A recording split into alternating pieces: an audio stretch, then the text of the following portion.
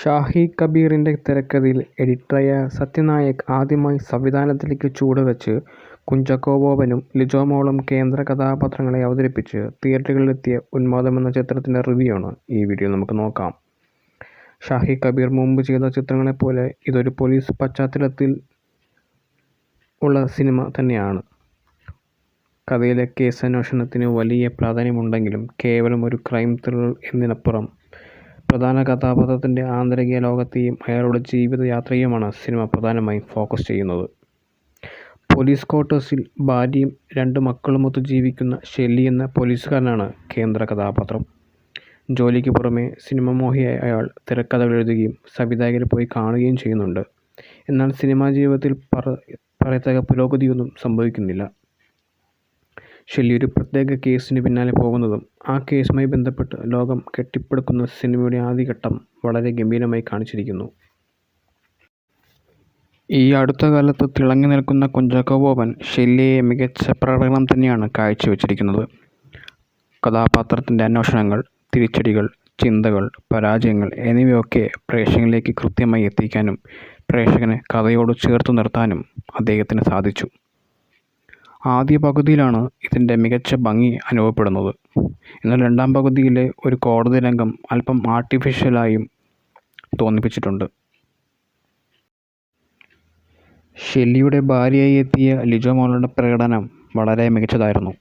കഥാപാത്രങ്ങൾ തമ്മിലുള്ള കെമിസ്ട്രിയും അതിൻ്റെ ആഴവും സ്ക്രീനിൽ കൊണ്ടുവരുന്നതിൽ ലിജോ മോൾ പ്രധാന പങ്ക് വഹിച്ചിട്ടുണ്ട്. ഡയലോഗ് ഡെലിവറിയും മികച്ചു തന്നെ നിന്നിട്ടുണ്ട്. ഷെല്ലിയുടെ സുഹൃത്തായ പോലീസുകാരൻ്റെ വേഷം ചെയ്ത കിരൺ പീതാംബരനും ശ്രദ്ധേയമായ പ്രകടനം കാഴ്ചവെച്ചു.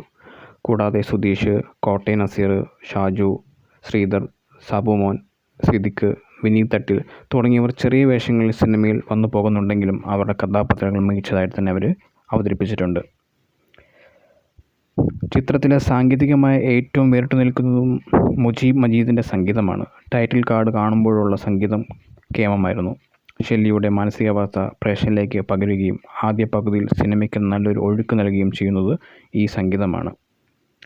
രാത്രി രംഗങ്ങൾ, ഷോട്ട്സുകളെല്ലാം വളരെ മികച്ച രീതിയിൽ ക്യാമറയിൽ പകർത്തിയിട്ടുമുണ്ട്. അർജുൻ സേതുവാണ് ഛായാഗ്രഹകൻ. സിനിമയുടെ എഡിറ്റിംഗ് നിർവഹിച്ചിരിക്കുന്നത് സംവിധായകൻ ജിത്തു ജോൺ ചേർന്നാണ്.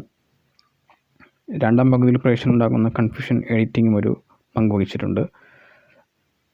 സിനിമാ മോഹിയായി ഷെല്ലിയുടെ യാത്രയിലെ കഥ മുന്നോട്ട് പോകുമ്പോൾ ഒരു ഘട്ടങ്ങൾ കൂട്ടിച്ചേർക്കപ്പെടുന്നുണ്ട്. സൂപ്പർ നാച്ചുറൽ ഘട്ടങ്ങൾ, അന്ധവിശ്വാസങ്ങൾ, പോലീസ് അന്വേഷണം, ഷെല്ലിയുടെ മാനസികാവസ്ഥയുടെ സൈക്കോളജിക്കൽ പ്രശ്നങ്ങൾ. ആദ്യ പകുതി ഷെല്ലി എന്ന വ്യക്തിയുടെ സ്ട്രഗിള്, പോരാട്ടം പടുത്തുയർത്തുന്നത് ആണ്. പടം സ്ലോ ആണെങ്കിൽ പോലും ഇനി എന്ത് സംഭവിക്കുമെന്നതിന് ഈ പറയുന്ന എല്ലാ കാര്യങ്ങളെയും കഥ എങ്ങനെ കൂട്ടിച്ചേർക്കുക എന്നൊരു ആക്ഷൻ പ്രേക്ഷകരിൽ നിലനിർത്താൻ സാധിക്കുന്നുണ്ട്. എന്നാൽ രണ്ടാം പകുതി തീർത്തും വേറൊരു രീതിയിലാണ് സഞ്ചരിക്കുന്നത്. വളരെ കുറച്ച് സമയത്തേക്ക് മാത്രം വന്നു പോകുന്ന കഥാപാത്രങ്ങൾ പ്രേക്ഷകനെ ആശയക്കുഴപ്പത്തിലാക്കുന്നുണ്ട്.